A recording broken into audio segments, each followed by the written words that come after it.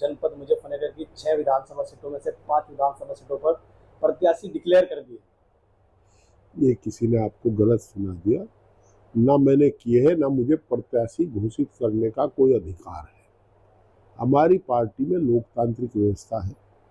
ये अधिकार हमारे आदरणीय राष्ट्रीय अध्यक्ष जी को है और वो भी जिला संगठन फिर अपने ऑब्जर्वर भेज करके प्रदेश से राय ले करके प्रदेश अध्यक्ष जी से और दूसरे किससे राय ले वो किसे भेज करके अपने तरीके से बहुत बारीकी से देख करके जब कैंडिडेट डिक्लेयर करते हैं। अभी कहीं कोई कैंडिडेट डिक्लेयर नहीं है। अभी तो मैं भी डिक्लेयर नहीं कि मैं आगे लड़ूंगा नहीं लड़ूंगा।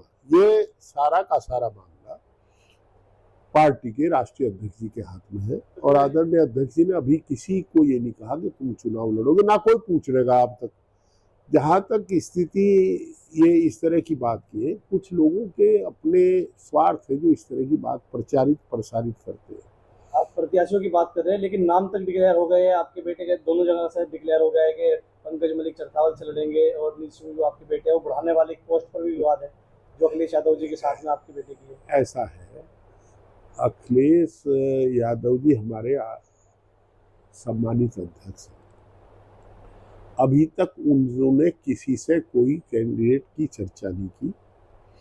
कोई भी आदमी चुनाव में टिकट मांग सकता है, परंतु जहां तक मेरे परिवार की बात है, अभी तक केवल मैं और पंकज चुनाव की राजनीति में, निशांत कहीं चुनाव की राजनीति में नहीं है और ना चुनाव लड़ने का कोई मन है। ये केवल एक दरअसल में यहाँ एक षड्यंत्र चल रहा है। हम समाजवादी पार्टी में आए, कुछ लोग ये भूल जाते हैं कि समाजवादी पार्टी उसी लोकदल से बनी थी, या ये कहो कि उस लोकदल को संचालित करने में आदरणीय मुलायम सिंह यादव जी का बड़ा योगदान था, बड़ा विश्वास चौधरी चरण सिंह का उन पर था। ये देखिए कि ग्राम देवता ने धरती पुत्र को अपना राजनीतिक को बता था। आदरणीय अजीत सिंह जी एक ध्वजवाहक बने एक तरफ आदरणीय मुलायम सिंह जी बने। हम पश्चिम की परिस्थिति बस आदरणीय अजीत सिंह साहब के साथ रहे। बाद में जब हर आदमी में घर में जब दो बर्तन हो खड़कते हैं, परिस्थिति बनी, हम उनके साथ चले गए। अब ना तो ये हमें 2 टिकट मिले, हम दोनों चुनाव जीत गए। और आपको याद होगा हमने चुनाव जीतने के बाद दोनों बार ये कहा कि वोट आदरणीय अध्यक्ष जी की थी, पार्टी की थी, हमने इकट्ठी करी है, डलवाई है, कार्यकर्ताओं ने डलवाई है, हमारा कोई सहयोग ही नहीं है उसमें। हमारा चुनाव की जीत में कोई योगदान नहीं है। कार्यकर्ताओं ने वोट डलवा दी, पार्टी की वोट थी, आदरणीय अखिलेश यादव के नाम पर वोट थी, वो इकट्ठी करके कार्यकर्ताओं ने डलवा दी, हम चुनाव जीत गए। परंतु सुन लीजिएगा, मैं बता रहा हूं आपको, कुछ लोगों को ये जीत हजम नहीं हुई। उन्हें प्रसन्नता होनी चाहिए थी कि पार्टी के दोनों सीट जीत गई। पार्टी है नहीं, मैं ये नहीं कह रहा हमारी पार्टी के होते तो हमारे साथ रहेंगे, खुश रहेंगे। और वो किस पार्टी के मुझे नहीं पता भाई। अभी एक अभियान आया है आपको जयराम रमेश का कि कांग्रेस में होना और कांग्रेस का होना वो अलग अलग बात है। तो मैं ये कह रहा हूँ हमारी पार्टी के नहीं होंगे या पार्टी में आस्था नहीं होगी, व्यवस्था होगी, तो मैं ये कह रहा हूँ कि हमारे बारे में ना तो ये कह सकते कि ये लोग काम नहीं करते, ना नु कह सकते जनता के बीच में रहते, ना ये कह सकते हमारे पर कोई आर्थिक राजनीतिक चारित्रिक बेईमानी का आरोप लगा सकते। तो क्या कहेंगे कि तो सारे चुनाव यही लड़ेंगे। 96 में मेरे विरुद्ध एक प्रचार हुआ था कि सारे चुनाव यही लड़ेंगे। अच्छा, लड़ते भी हुए थे, प्रमुखी भी, जिला पंचायत भी, DCDF भी, बैंक भी। तो हमने तभी तय किया था कि नहीं लड़ेंगे।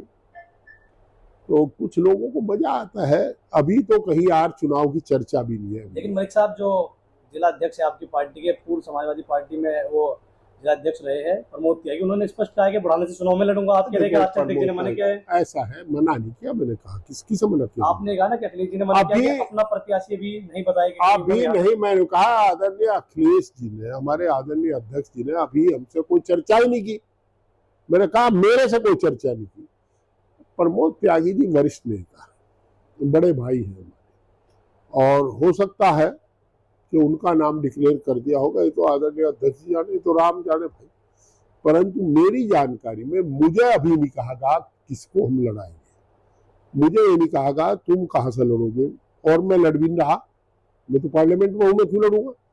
तो ऐसे कुछ नहीं, आपका नाम नहीं हो तो अलग लोग। समाजवादी पार्टी एकजुट है।